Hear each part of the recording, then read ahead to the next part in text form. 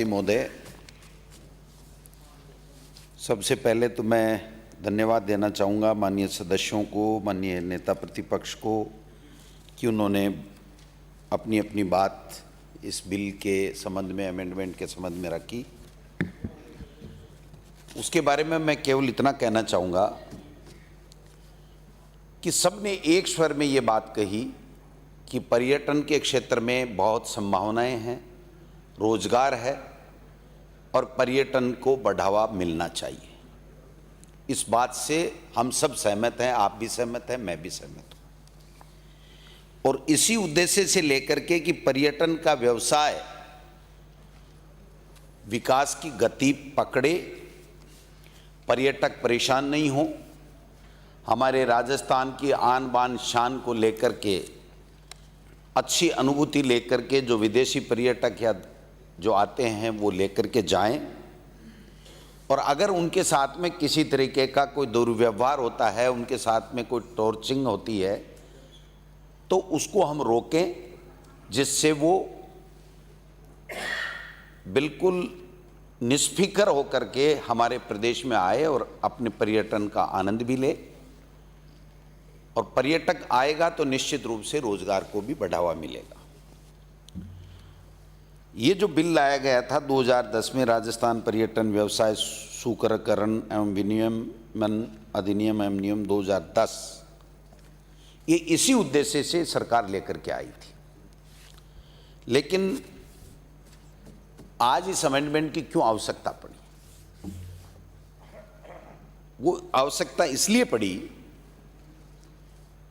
कि इसके अंदर जो सजा का प्रावधान था, ये संज्ञेय अपराध है या नहीं है, ये बात इसमें अंकित नहीं की गई, और बेलेबल है या नॉन बेलेबल है, ये भी अंकित नहीं किया गया। तो जब इसकी के तहत पर्यटन में जो लोग परेशानी करते हैं, जो लोग आने वाले पर्यटकों को ठगने का काम करते हैं, परेशान करते हैं, जिनको एक तरीके से लपका हमारी भाषा में कहा जा सकता है, उनके ऊपर अंकुश लगाने के लिए हमारे सरकार के द्वारा जयपुर, उदयपुर, वहाँ 2003 में थाने खोले गए, फिर 2020 अक्टूबर में जयपुर में भी थाने खोले गए, 2016 में एक रिपोर्ट भी दर्ज हुई, और जब रिपोर्ट दर्ज हुई FIR संख्या जयपुर थाने में 8/2016, और जब चालान प्रस्तुत किया गया तो जो मामला बना उसमें जब आरोप तो लोग हाई कोर्ट में गए जिनके खिलाफ जो अक्यूज्ड थे, और जब हाई कोर्ट में गए तो हाई कोर्ट ने 18/1/2017 को ये आपराधिक याचिका 2242/2016 को क्वेश कर दिया, और ये कहा कि इसमें ये बात कहीं नहीं लिखी हुई है कि ये संज्ञेय अपराध हैं। तो ये जो अमेंडमेंट जो 27A जोड़ा गया है, वो इसी बात का जोड़ा गया है कि इसमें जो होने वाले अपराध हैं वो संज्ञेय अपराध हैं और जमानतीय हैं। लेकिन धारा 13(3) जिसमें पुनरावृत्ति है अपराध की, उसमें, और जो पुनरावृत्ति के बाद में बार बार उसको दोहराया जाता है, वो धारा 13(4) में है। उन दोनों को गैर जमानती और संज्ञेय अपराध माना गया है। ये इतनी सी बात है, इससे ज़्यादा कोई बात इसमें थी नहीं।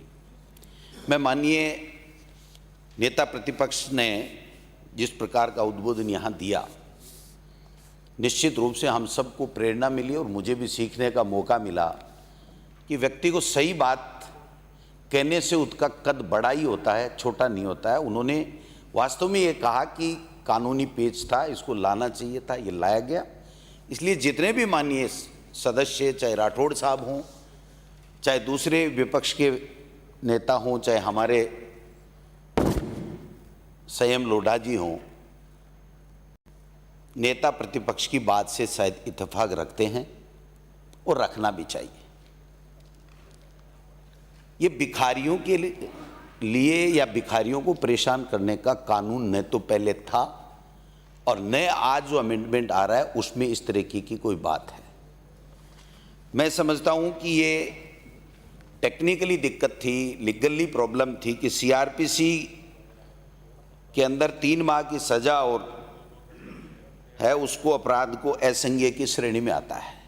तो जब एक्ट में ये बात नहीं लिखी गई, तो जब किसी एक्ट में स्पेशल प्रोविजन नहीं हो तो फिर वो सीआरपीसी के कानून उसमें लागू होते हैं, और होते हैं तो फिर इसमें दिक्कत होती है कि भाई 3 महीने की सज़ा थी तो 3 महीने की सज़ा संज्ञेय है नहीं सीआरपीसी से, इस एक्ट में स्पेशल प्रोविज़न है नहीं, जब है नहीं तो इसमें दिक्कत आ गई। तो ये 2017 में जब फैसला हुआ तब आपकी सरकार थी, मैं समझता हूँ कि उसी वक्त संज्ञान में लेना चाहिए था और उसको तत्काल इसको ठीक करना चाहिए था। लेकिन ठीक है, कोई बात नहीं, समय लगता है किसी भी चीज़ में, मैं उस विषय में ज़्यादा नहीं जाना चाहता।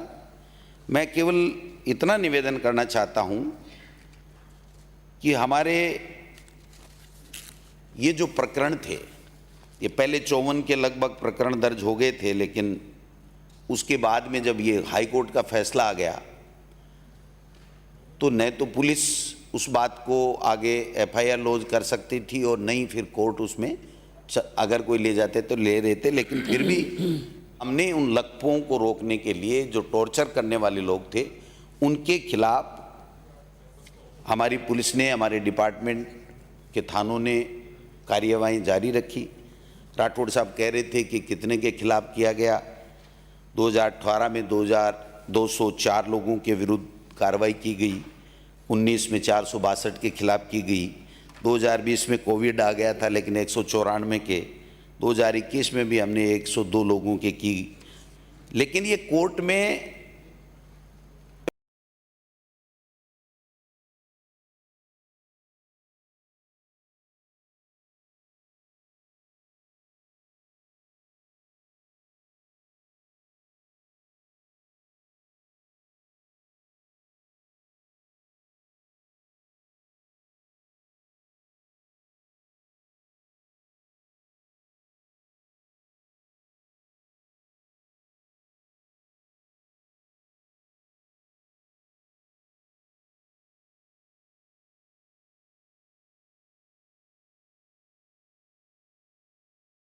की वजह से उसमें एफआईआर लॉन्च ही नहीं हुई, उसका रिकॉर्ड ही संधारित नहीं हुआ, तो निश्चित रूप से ये जो दिक्कत आ रही थी, यही दिक्कत के कारण से हम सबको ये करना पड़ा। और एक छोटी सी बात है, मैं इस बात से भी सहमत हूँ कि पर्यटन से, खुद राठौड़ साहब ने बहुत अच्छी बात कही कि इतने लोगों को रोज़गार मिलता है, इतने लोगों को इतनी होटलें हैं, सब बातें ठीक है आपकी।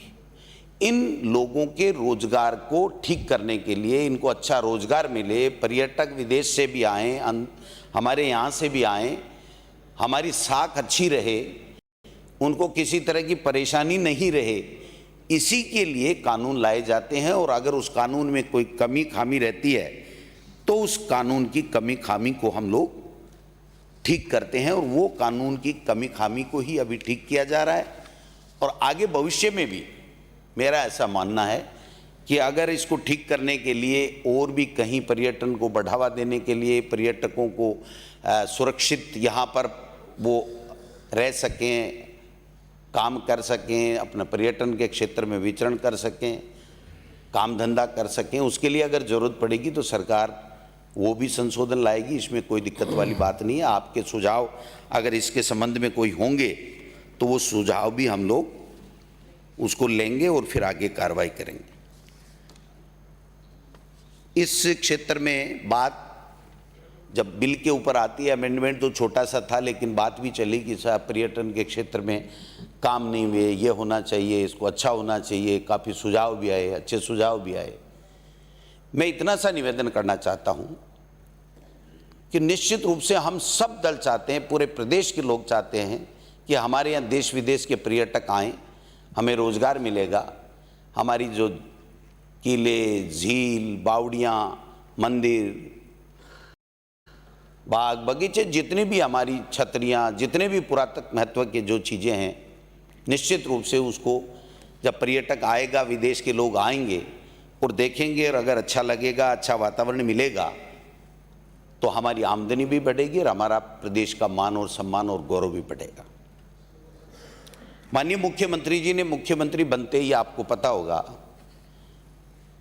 इस बात का आदेश जारी किया कि अगर किसी भी व्यक्ति की थाने में भी सुनवाई नहीं होती है, विदेशी पर्यटक आ गया, उसकी थाने में सुनवाई नहीं हुई किसी की वजह से, तो इसी को ध्यान में रखते हुए भी उन्होंने ये कहा कि हमें अगर थाने में कोई सुनवाई नहीं होती है, एसपी थाने में, हर एसपी ऑफिस में उसकी रिपोर्ट दर्ज होगी।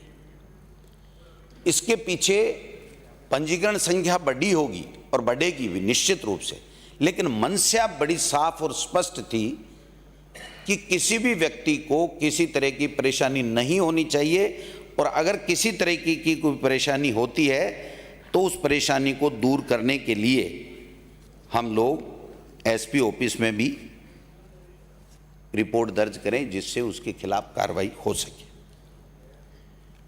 पर्यटन के बारे में काफ़ी बातें की गई कि साहब इसमें बजट नहीं मिलता है, ये नहीं मिलता है। अब की बार का बजट आप सबने देखा होगा, सुना था, आप स्वयं ने तारीफ भी की है। जो लोग सत्य को स्वीकार करते हैं वो तारीफ करते भी और करने भी चाहिए, और हमें भी इससे सीख मिलती है कि अगर अच्छी बात, सही बात को अगर कोई विपक्ष भी कहता है तो निश्चित रूप से उसका सम्मान करना चाहिए। मैं समझता हूं कि 500 करोड़ रुपए के बजट की घोषणा, इंफ्रास्ट्रक्चर, ब्रांडिंग, विज्ञापन, ये जरूरी है। पहली बार राजस्थान में 500 करोड़ रुपए का बजट पर्यटन के लिए अलग से रखना, और वो भी लोन लेकर के। लोन चूक जाएगा, लेकिन पर्यटक स्थल विकसित होने चाहिए, पर्यटक हमारे यहाँ आने चाहिए, और वो आएंगे तो लोगों के रोजगार मिलेगा। राजस्थान में 2015 में पर्यटन नीति बनी थी, अपनी जगह वो भी ठीक थी, लेकिन उसको और बेहतर बनाने के लिए हमारी सरकार ने राजस्थान पर्यटन नीति 2020 की घोषणा की। जो बाबूलाल जी माननीय सदस्य हैं, उन्होंने कहा था, और मैंने स्पीकर साहब ने भी कहा था, उस वक्त हमने कहा था कि उन इलाकों में जहां वन क्षेत्र है वहां पर पर्यटक के बहुत अच्छे हमारे मंदिर हैं, धार्मिक स्थल हैं, उनकी बहुत मान्यता है, वहां पर कैसे काम हो।